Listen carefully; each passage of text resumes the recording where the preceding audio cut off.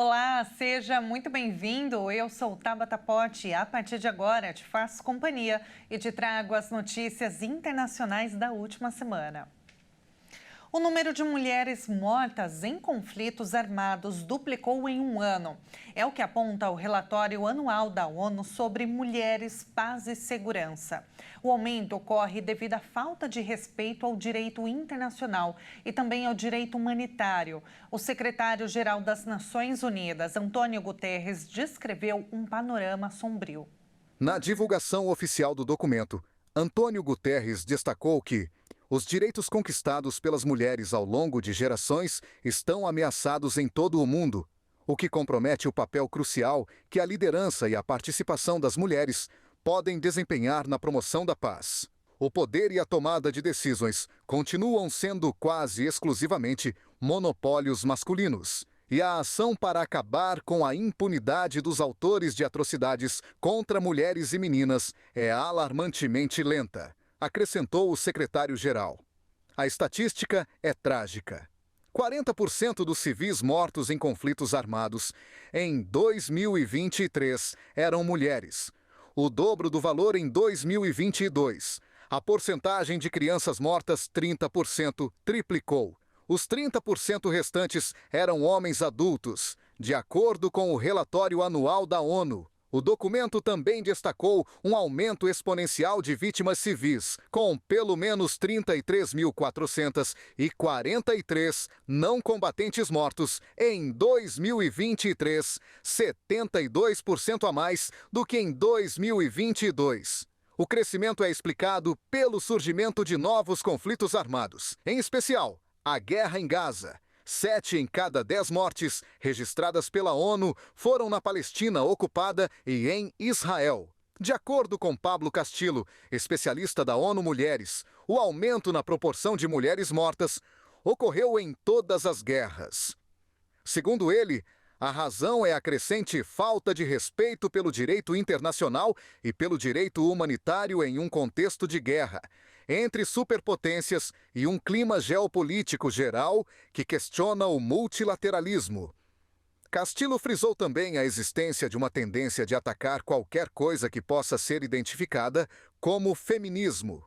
A denúncia representa uma mudança na narrativa da agência que normalmente se baseia em histórias de progresso em vez de retratar as mulheres como vítimas. Segundo Castillo, a situação é tão feia que foi preciso voltar a denunciar. Longe de progredir, os ataques aos ativistas dos direitos das mulheres se intensificaram. Os movimentos antifeministas são bem organizados e têm recursos financeiros consideráveis, alerta a ONU. Em vários países, como o Iraque, Líbia ou Iêmen, as autoridades locais ou nacionais chegaram a proibir, restringir e perseguir atividades que lutam pela igualdade. Essa repressão é acompanhada por ataques crescentes a defensoras dos direitos humanos, bem como a jornalistas e artistas mulheres em ambientes afetados por conflitos. Outra estatística alarmante é o aumento de 50% nos casos de agressão sexual em contextos de guerra. E o número de meninas que sofrem estupros graves nesses países aumentou em 35%. Isso é destacado por Cristina Sanches, professora de Direito da Universidade Autônoma, especialista na inter-relação entre guerra e gênero.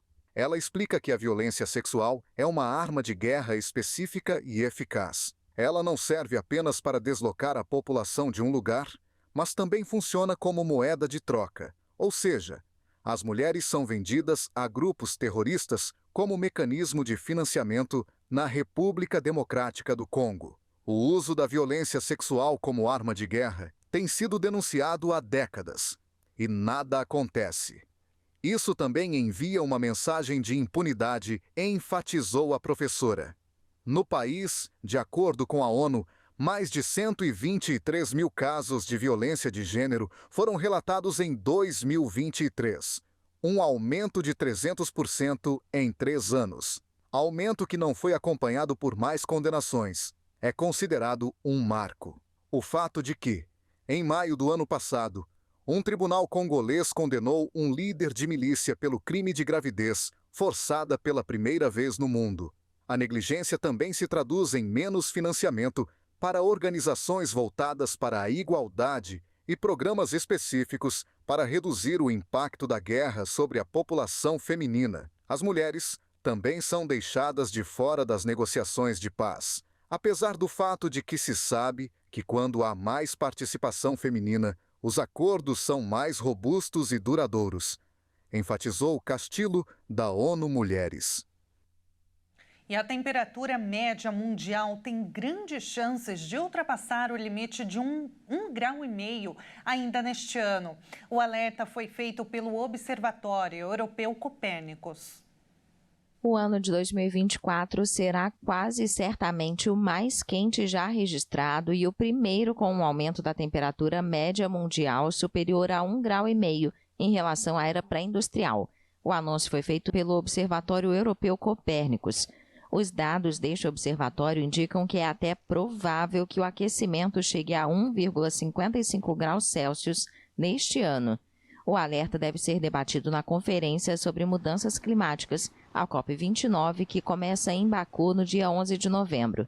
A cúpula na capital do Azerbaijão vai se concentrar na difícil tarefa de acordar um novo objetivo de financiamento para permitir que os países em desenvolvimento reduzam suas emissões de gases de efeito estufa e se adaptem às mudanças climáticas. Os dados do Copérnicos indicam que o mês passado foi o segundo outubro mais quente já registrado, perdendo apenas para outubro de 2023, com uma temperatura média de 15,25 graus Celsius. Isso representa 1,65 grau a mais do que a média entre 1850 e 1900, quando o uso em massa de energias fósseis ainda não havia aquecido significativamente a atmosfera e os oceanos. É também o 15º mês dos últimos 16 em que a temperatura média global supera esse limite de 1,5 grau. Essa marca simbólica corresponde ao objetivo mais ambicioso do Acordo Climático de Paris de 2015, que visa limitar o aquecimento bem abaixo de 2 graus e continuar os esforços para não superar os 1,5. Mas a meta se refere a tendências climáticas de longo prazo. Para considerar o limite ultrapassado, a média de temperaturas globais deverá permanecer acima de 1,5 grau por 20 a 30 anos. E agora falando de educação, os países pobres investiram em média $55 por aluno durante o ano, enquanto que a mesma quantia é aplicada pelas nações ricas em apenas 2 dias. Os dados foram revelados em um relatório do Observatório do Financiamento Educacional. Em um mundo onde a educação é a chave para um futuro melhor, a desigualdade social se torna mais evidente diante dos números. A quantia que os países ricos gastam em 2 dias equivale ao gasto de nações pobres em um ano inteiro. Os dados são do ano de 2022, quando países como Afeganistão, Etiópia, Guiné-Bissau e Mali aplicaram cerca de R$ 318 em um ano. Já países com uma renda mais alta, como Estados Unidos, Reino Unido, Itália e Alemanha, investiram cerca de R$ 49,3 mil por aluno. O valor ilustra uma disparidade chocante quando comparado ao cenário educacional em nações em desenvolvimento. Em algumas partes do mundo, crianças ainda enfrentam salas de aula sem os recursos básicos.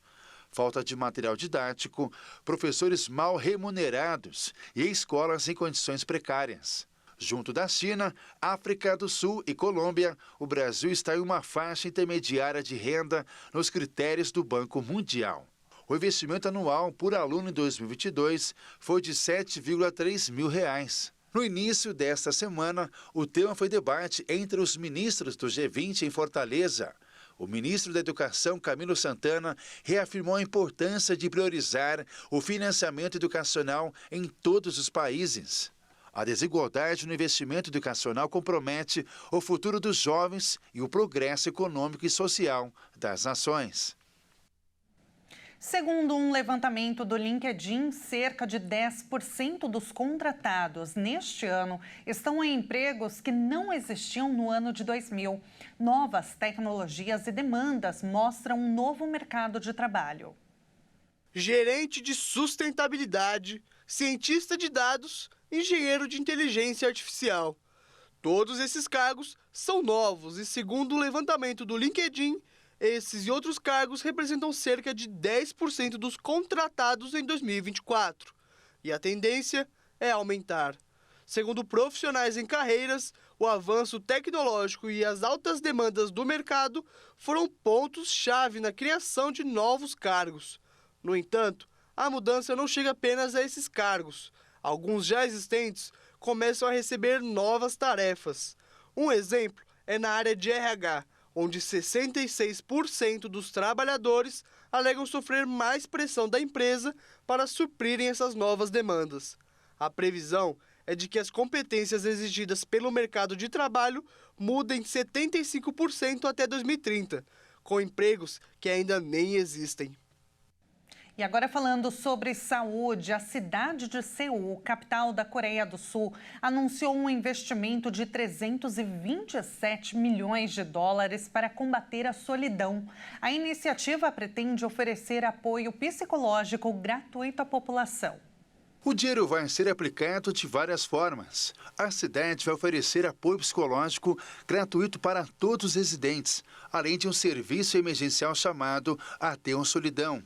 O governo também fez parceria com os aplicativos de delivery para identificar as pessoas que vivem sozinhas. Vai dar incentivos a quem participar de atividades sociais, incluindo visitar bibliotecas, festivais, parques e restaurantes. Em Seul, as mortes por solidão têm crescido ano a ano. O fenômeno afeta principalmente os homens, que representam 84% dos casos, na faixa de 50 e 60 anos. Mas Seul não está sozinha nesse problema. A população japonesa já enfrenta há anos a crise dos hikikomori, jovens que romperam vínculos e vivem isolados. São mais de 1 milhão. Muitos vivem no próprio quarto e o problema está em todas as idades. O Japão tem criado centros de apoio, excursões turísticas para promover vínculos e até ajuda financeira supervisionada para a reintegração social. Este desafio está também na Europa. Em 2018, o governo da Inglaterra criou o seu Ministério da Solidão, que já teve 4 integrantes. A solidão cresce no país em todos os segmentos, especialmente entre 16 e 29 anos. Nos Estados Unidos, o problema é similar. Em 2023, o cirurgião-geral porta-voz do governo para a saúde, Vivek Murthy, anunciou que em todas as letras que o país vive uma epidemia de solidão e criou um plano para reparar o tecido social, fundamentando na constatação que 1 a cada 2 americanos alegam sofrer de isolamento social. De acordo com a OMS, em 2023, a organização decretou a solidão como prioridade global de saúde e criou, inclusive, a Comissão de Conexão Social para tratar o problema. Os dados revelam que 1 a cada 4 pessoas enfrenta solidão severa e o mesmo número enfrenta solidão moderada. O Brasil não está de fora. Pesquisas apontam que em 2021 o país ocupava o primeiro lugar entre os que mais sentem solidão. A Rússia lançou 55 satélites em órbita nesta semana, incluindo 2 dispositivos iranianos de fabricação privada, em meio ao aprofundamento dos laços entre Moscou e Teherã. A Agência Espacial Russa anunciou que lançou 55 satélites em órbita. A Roscosmos afirmou que foi um lançamento simultâneo recorde de 51 dispositivos russos, 2 pequenos satélites iranianos, um em parceria com a China e outro com o Zimbábue. A Embaixada de Teherã em Moscou explicou que os satélites iranianos são 2 dispositivos privados. De acordo com o site do fabricante, ambos os satélites serão utilizados nos setores de agricultura, transporte, meio ambiente e cartografia. O Irã garante que as suas atividades aeroespaciais são pacíficas e estão em conformidade com as resoluções do Conselho de Segurança da ONU. Mas os governos ocidentais temem que a República Islâmica utilize tecnologias intercambiáveis com as utilizadas em mísseis balísticos capazes de transportar uma ogiva nuclear. E o primeiro satélite de madeira do mundo construído por pesquisadores japoneses foi lançado ao espaço.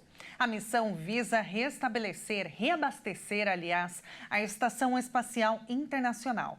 O satélite desenvolvido pela Universidade de Kyoto e pela construtora Sumitomo Forestry foi lançado pelo Centro Espacial Kennedy da NASA, na Flórida, nos Estados Unidos, em uma missão da SpaceX, do bilionário Elon Musk. Takao Doi, um ex-astronauta e professor da Universidade de Kyoto, tem estudado as atividades espaciais humanas na faculdade e destacou que, através da madeira, material que pode ser produzido pelo ser humano, eles serão capazes de construir casas, viver e trabalhar no espaço para sempre. Com um plano de 50 anos para plantar árvores e construir casas de madeira na Lua e em Marte, a equipe de Takao decidiu desenvolver um satélite de madeira certificado pela NASA para provar que o material tem qualidade espacial. A madeira, de acordo com a equipe, é mais durável no espaço do que na Terra, porque não há água ou oxigênio que possa apodrecê-la ou inflamá-la. Um satélite de madeira também minimiza o impacto ambiental no final de sua vida útil, diz os pesquisadores. O satélite está programado para orbitar a Terra por 6 meses e ele irá medir como a madeira resiste ao ambiente extremo do espaço, onde as temperaturas flutuam de 100 a 100 graus Celsius a cada 45 minutos, à medida que os objetos orbitam na escuridão e na luz do Sol.